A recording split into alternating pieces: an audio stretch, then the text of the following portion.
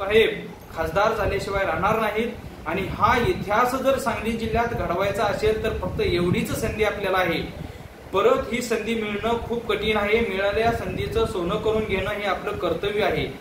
आणि माननीय श्री गोपीचंदजी पडळकर साहेब, माझी तुम्हाला एक कळकळीची विनंती, मी बापूसाहेब आलदर देशमुख, मी तुम्हाला खासदार म्हणून निवडून आणण्यासाठी अहोरात्र प्रयत्न करेन। मग ते कोणतंही संकट असो आणि कसलेही संकट असो, त्या संकटाला मी तोंड देण्यासाठी तयार आहे आणि तुमचा प्रचार मी अहोरात्र करेन। कारण मला माहिती आहे अन्यायासाठी तुम्ही झगडताय, अन्यायासाठी लढताय आणि न्याय मिळवून देण्यासाठीच तुम्ही आजपर्यंत धडपड करताय। परंतु खरोखर अन्याय अन्याय अन्याय ह्या अन्यायाला न्याय मिळावा म्हणून तर तुमचा जन्म झालेला आहे आणि तुमचा हा जन्म सांगली जिल्ह्यात झालेला आहे म्हणजे साक्षात कृष्ण अवतार गोकुळात आल्यासारखा आहे। म्हणून साहेब, मी तुम्हाला नक्कीच येणाऱ्या 23 एप्रिल रोजी मतदान करून सर्व मतदार बंधू भगिनींना विनंती करून येणाऱ्या 23 मेला आपला निकाल लागेल, पण निकाल नक्कीच विजयी म्हणून लागेल। साहेब, गुलाला आपलाच आहे। म्हणून सांगली जिल्ह्यातील माझ्या सर्व युवा वर्गांना एक विनंती आहे, इकडे तिकडे धावण्यापेक्षा, यजे तेजेवरती टीका करण्यापेक्षा कोणावरतीही टीका करत बसायचं नाही। फक्त आपलं ध्येय गाठण्यासाठी आपण एक लक्ष केंद्रित करायचं।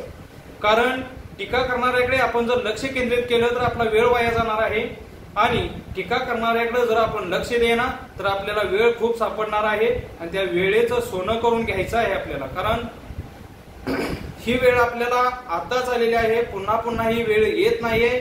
आणि माननीय श्री गोपीचंद पडळकर साहेबांना आपण खूप मतानं विजयी करूया आणि सांगली जिल्ह्याचं नाव महाराष्ट्र राज्यातील राजकारणामध्ये एकदा कोरलं गेलं पाहिजे, ह्यासाठी आपण अहोरात्र प्रयत्न करूया।